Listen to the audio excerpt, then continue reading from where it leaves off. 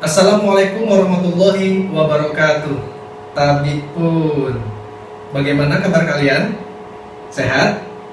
Alhamdulillah. Tetap semangat. Allahu Akbar. Siswa-siswi yang beriman, sebelum belajar mari kita awali dengan doa. Berdoa, mulai. Amin ya rabbal alamin. Selesai. Bapak perhatikan bangku Dodi masih kosong. Ada yang tahu dia kemana? Sakit?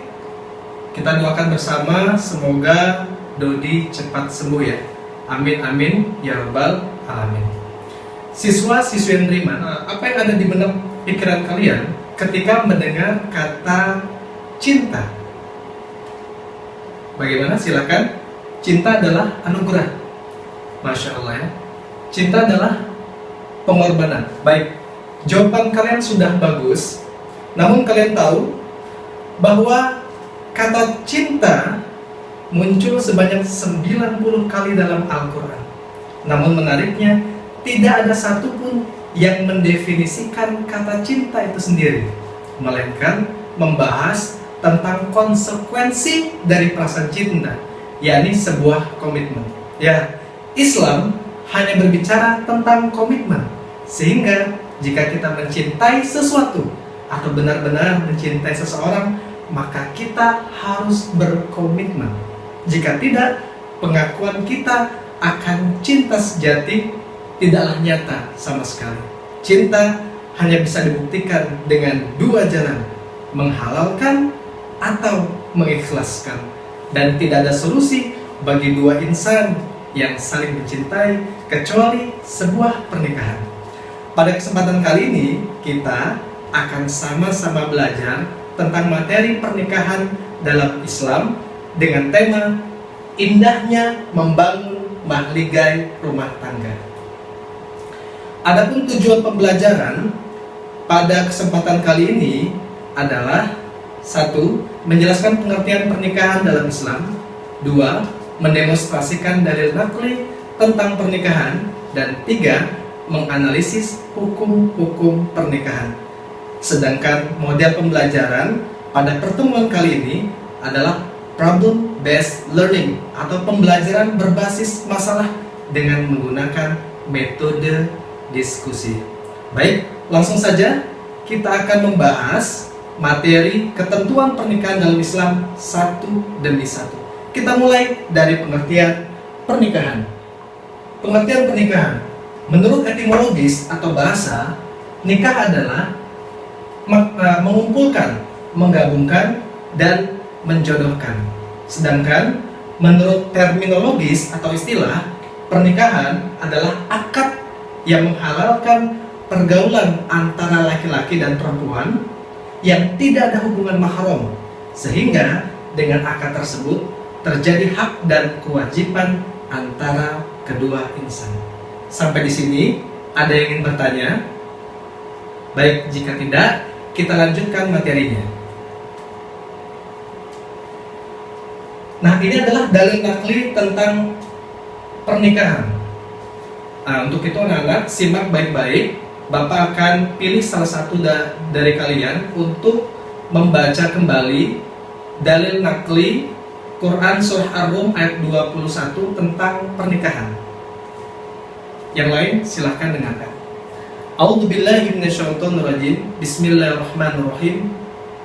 Wa min ayatihi an khalaqalakum min anfusikum azwajan litaskunu ilaiha wa ja'ala bainakum mawaddatan wa rahmah.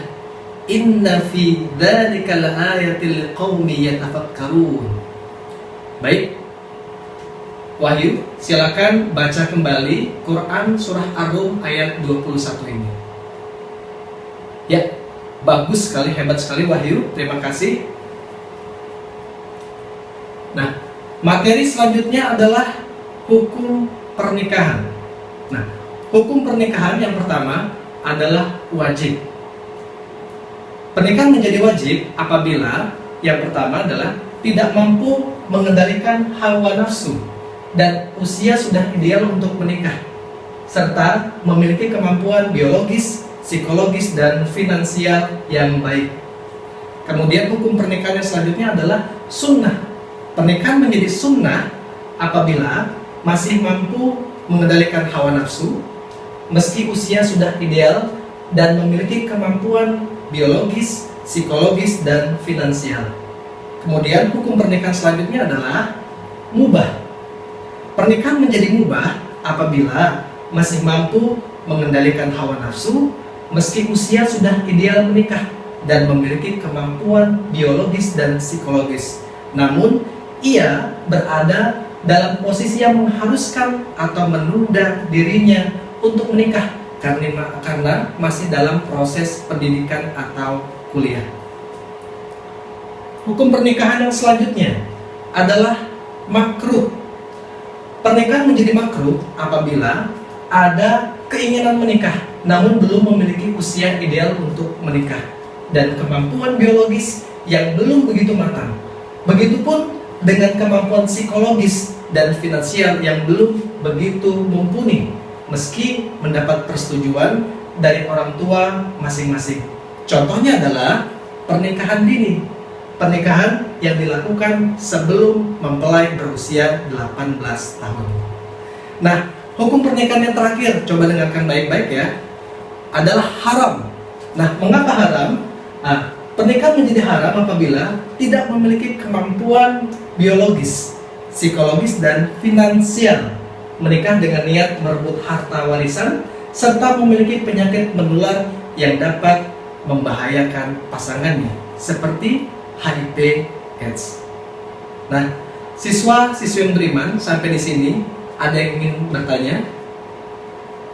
Baik, jika tidak ada, kita akan mulai diskusi. Bagi menjadi 5 kelompok, masing-masing kelompok terdiri dari 6 orang. Ya, pilihlah 1 moderator dan 1 notulis di tiap-tiap kelompok. Baik, sudah dibentuk? Kalau sudah, silakan notulis maju ke depan untuk mengambil lembar kerja diskusinya. Silakan. Terima kasih. Sudah bagi semua ya. Kalau sudah, perhatikan gambar yang ada di slide ini. Perhatikan semuanya. Ya.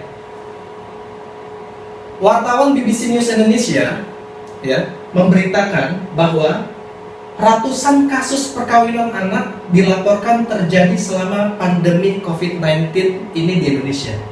Selain dengan alasan menghindari zina, pernikahan anak juga didorong faktor kesulitan ekonomi. Nah, sekarang bagaimana ya tanggapan kalian sebagai generasi milenial, muslim-muslimah yang baik tentang berita dan gambar ini? Ya, silakan didiskusikan. Baik, alhamdulillah ya, diskusi telah selesai dan sudah dipresentasikan ya. Secara umum diskusi baik sekali dan terjadi interaksi yang sangat baik antara peserta diskusi saat sesi tanya jawab, dan peserta diskusi sangat aktif ya, serius dan antusias mengikuti jalannya diskusi. Kita berikan apresiasi. Ya, terima kasih. Jadi ada yang ingin memberikan kesimpulan pada pertemuan kali ini? Ya, silakan, Doni. Ya, bagus sekali Doni. Terima kasih atas kesimpulannya. Jadi kesimpulan kita pada pertemuan kali ini adalah menikah itu bukan perkara cepat, tapi tepat. Seorang suami dituntut memberi nafkah istri dan anak-anak lewat ikhtiar yang tidak melanggar syariat. Seorang istri harus piawai mengelola rumah tangga dan menjaga kehormatan keluarga. Namun demikian, di balik kesan yang tampak berat, Allah Subhanahu wa taala menyediakan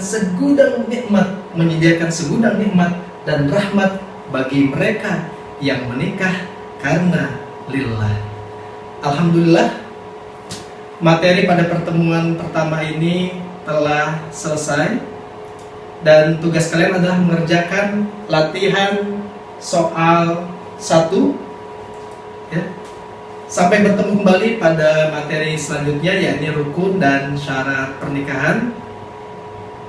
Jazakumullah khairan katsiran. Kita tutup sama-sama dengan doa. Amin ya rabbal alamin. Selesai. Terima kasih semuanya.